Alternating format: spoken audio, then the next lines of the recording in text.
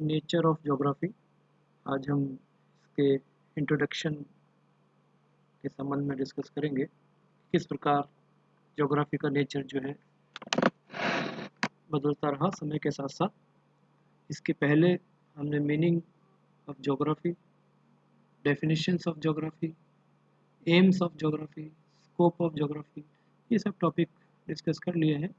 तो लगभग इसी का सारांश आपको नेचर ऑफ ज्योग्राफी में नज़र आएगा। हम मेन चीज़ जो डिस्कस करेंगे वो ये कि किस प्रकार से इसका नेचर जो है ज्योग्राफी का वो चेंज होता रहा। तो समय के साथ साथ जो है इसमें परिवर्तन आते रहे। वैसे भूगोल का जो संबंध है तो भूपृष्ठ पर जो पाए जाने वाले एक ऑर्गेनिक और इनऑर्गेनिक जो एलिमेंट्स हैं और इनके द्वारा जो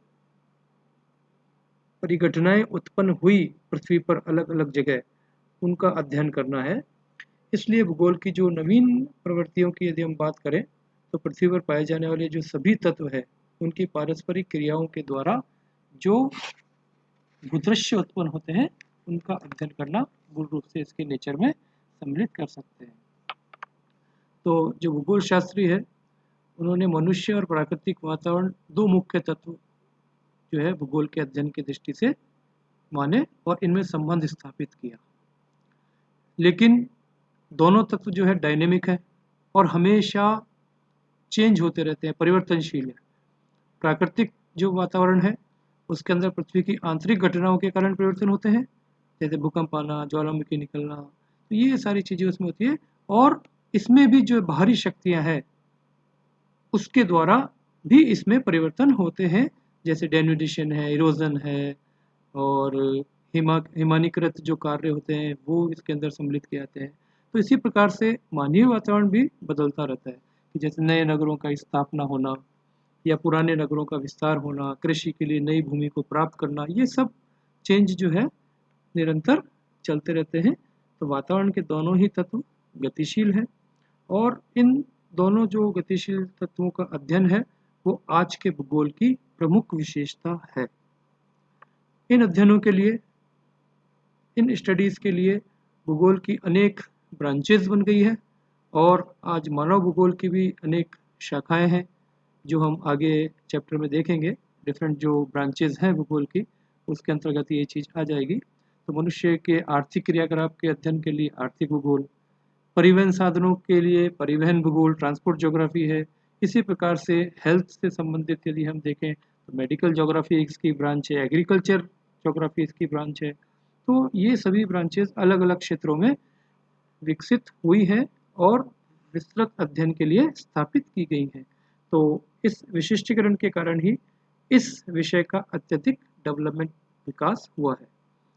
परंतु भूगोल की जो आधारभूत संकल्पना है या उसकी जो प्रकृति है वो एक ही है और उनकी विविधताओं में एकता ही एक प्रमुख राज है, जो कि भूगोल के लिए कहा जाता है कि विविधताओं में एकता, और आज भी वो ऐसी की ऐसी बनी हुई है।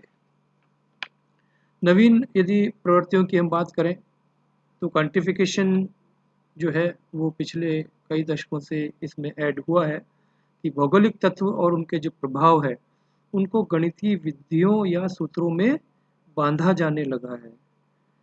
इन विषयों का उपयोग जो है वो करने वाले यह मानते हैं कि भौगोलिक कारकों की जो आपसी प्रतिक्रिया होती है और उससे निश्चित रूप से प्रभाव उत्पन्न होते हैं और वह सभी जगह एक नहीं होते और सत्य भी नहीं होते।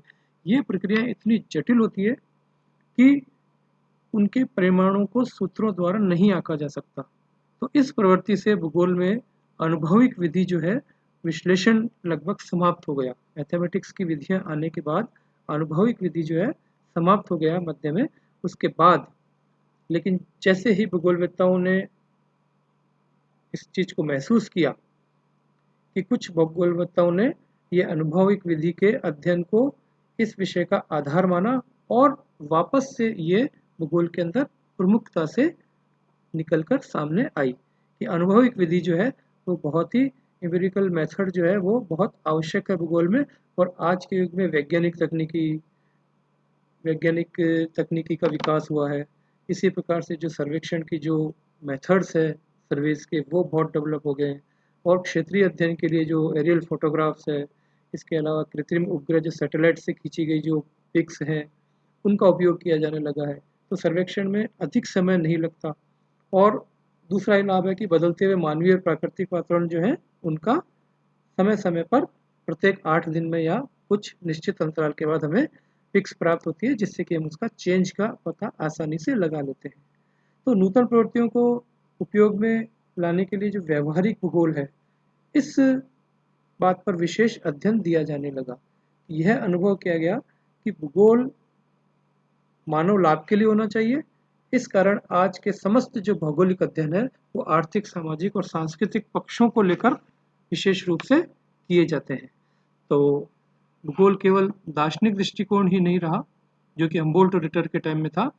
आज भौगोलिक अध्ययनों से मानव के विकास की जो योजनाएं हैं, वो प्रस्तुत की जाती है। तो व्यवहारिक भूगोल का जो अध्ययन है, वो बहुत ही महत्वपूर्ण है और मनुष्य के कार्यों का क्षेत्रीय अध्ययन भी जरूरी है। तो अलग अलग जगह मानवीय क्रियाओं में जो है विविधताएं पाई जाती है और वो उसके प्राकृतिक वातावरण से संबंधित होती है। इसलिए कुछ क्षेत्र जो होते हैं वो औद्योगिक दृष्टि से डेवलप होते हैं, कुछ प्रशासनिक दृष्टि से, कुछ शिक्षा, व्यापार, परिवहन आदि की दृष्टि से अलग अलग महत्वपूर्ण क्षेत्र जो है वो डेवलप होते हैं। तो भौगोलिक अध्ययनों का उद्देश्य ये जो विभिन्न क्षेत्र डेवलप हुए हैं, इनमें पारस्परिक सहयोग पैदा करना है। तो इससे स्पष्ट होता है कि जो 2-3 दशक या हम कहें कि द्वितीय विश्व युद्ध के जो बाद है, वो भौगोलिक अध्ययन के अंदर काफ़ी चेंजेज आए हैं, काफ़ी नवीन प्रवृत्तियां जो है इसके अंदर जुड़ी हैं और निश्चित रूप से भूगोल का दायरा या उसकी प्रकृति में बहुत बड़ा बदलाव आया है, जो सकारात्मक है। आज भूगोल का अध्ययन केवल देश विदेश के नगरों, नदियों, पर्वतों, जलवायु, मानव रहन सहन आदि तक ही सीमित नहीं है। तो नवीन प्रवृत्तियों के अंतर्गत जो मेन जो थॉट्स आते हैं, वो कनाडा, अमेरिका और रशियंस, ये थॉट्स प्रमुख रूप से बदलती प्रवृत्ति के अंतर्गत शामिल किए जाते हैं। तो इनको एक एक करके हम डिस्कस करने का प्रयास करेंगे। ये 3 थॉट्स जो है मुख्य रूप से हैं, जो आपके स्क्रीन पर है। कैनेडियन थॉट, उसके अलावा अमेरिकन थॉट्स और रशियन थॉट्स। तो मुख्य रूप से जो इस देश के, कनाडा का हम लेते हैं सबसे पहले, कैनेडियन थॉट्स को हम लेते हैं कि इस देश के जो जोग्राफर्स थे, उन्होंने भौगोलिक अध्ययन के लिए 3 जो पहलू है वो महत्वपूर्ण बताए। ये पहलू कौन से हैं? Place, space and time. कि इसके अनुसार जो सभी भौगोलिक कारक हैं, उनका अध्ययन इन 3 पहलुओं के आधार पर ही या इनके संदर्भ में ही होना चाहिए। कि भौगोलिक घटनाएं जो है वो स्थान स्थान पर क्षेत्रीय भिन्नताओं के अनुसार समय समय पर बदलती है। तो ये डायनामिक एलिमेंट्स हैं और ये विचारधारा जो है कैनेडियन थॉट्स के अंतर्गत आती है, जो भूगोल का एक प्रमुख हिस्सा है या प्रमुख नेचर का एक पार्ट है कि प्लेस, स्पेस और टाइम, ये आपके कैनेडियन थॉट्स के अंतर्गत सम्मिलित हुई। इसके बाद हम अमेरिकन थॉट को यदि लेते हैं, तो अमेरिकन थॉट्स के अंदर जो है लोकेशनल जो स्कूल्स ऑफ ज्योग्राफी है वो इन्होंने एस्टेब्लिश किया और स्पेशल ऑर्गेनाइजेशंस जो हैं वो अमेरिकन थॉट्स के देन है। कि नेचर के अंदर जो चेंजेज हुए उसके अंदर अमेरिकन थॉट का भी बहुत महत्वपूर्ण शेयरिंग है और उसमें उन्होंने जो इंट्रोड्यूस किया था वो लोकेशनल स्कूल ऑफ ज्योग्राफी। तो इसके अंतर्गत जो भौगोलिक वातावरण का बोध होता है, एनवायरमेंटल परसेप्शंस इसके अंतर्गत आते हैं। स्पेशल ऑर्गेनाइजेशंस को इन्होंने सम्मिलित किया। तो इसके अनुसार जो प्राकृतिक वातावरण का कोई भी तत्व है, उस समय तक संसाधन नहीं होता जब तक कि वो मनुष्य के उपयोग में नहीं आता। मनुष्य उसे अपनी इच्छा और बुद्धि से जो मानवीय समृद्धि के लिए काम में लेता है, तो अपनी कुशलता के आधार पर उसको वो मानव के लिए उपयोगी बना पाता है।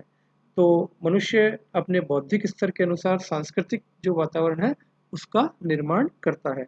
तो इसलिए हम ये कह सकते हैं कि किसी भी प्रदेश की भौगोलिक अध्ययन के लिए उस प्रदेश की जनसंख्या, आयु वर्ग, sex ratio, health of the population, इसके अलावा आपकी इंक्रीजिंग ऑफ बर्थ रेट, जनसंख्या वृद्धि, जो आपका एजुकेशनल लेवल है वो, तो ये सारा जो है इसके अंतर्गत जानना आवश्यक हो जाता है। इससे उस प्रदेश का जो है मानव और सांस्कृतिक स्तर, मानव की संस्कृति का स्तर, वैज्ञानिक व तकनीक उन्नति, नवीन प्रक्रियाओं, जो रिसेंट इनोवेशंस हैं उनका प्रादुर्भाव होने का पता चलता है। तो ये जो कारक है उस प्रदेश के संगठन और भावी योजनाओं में बहुत महत्वपूर्ण योगदान देते हैं। तो अमेरिकन थॉट्स का भी बहुत प्रकृति में महत्वपूर्ण स्थान है जो ज्योग्राफी की है, कि किस प्रकार से इन्होंने स्पेशल ऑर्गेनाइजेशंस, लोकलाइजेशंस, फैक्टर्स जो होते हैं वो इन चीज़ों को भूगोल में या इनके संदर्भ में भूगोल का अध्ययन किया जाना उसके नेचर के अंतर्गत सम्मिलित किया। तो इस प्रकार से ये चीज़ें अमेरिकन थॉट के अंदर हम सम्मिलित करेंगे। तीसरे नंबर की हम लेते हैं रशियन थॉट। तो रशियन थॉट के अंदर जो है प्राकृतिक और मानवीय कारकों पर आधारित क्षेत्रीय विकास पर अधिक बल दिया गया है, कि जो प्राकृतिक और मानवीय वातावरण अलग अलग जगह अलग अलग प्रकार के पाए जाते हैं उनके विकास पर अधिक बल दिया है।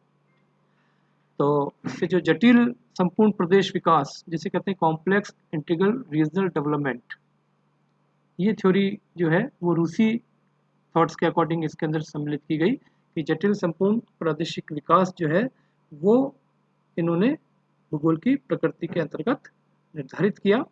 और इस विचारधारा के अनुसार भौगोलिक अध्ययन का जो मूल उद्देश्य है वो प्रादेशिक विकास करना। Regional development is the main aim of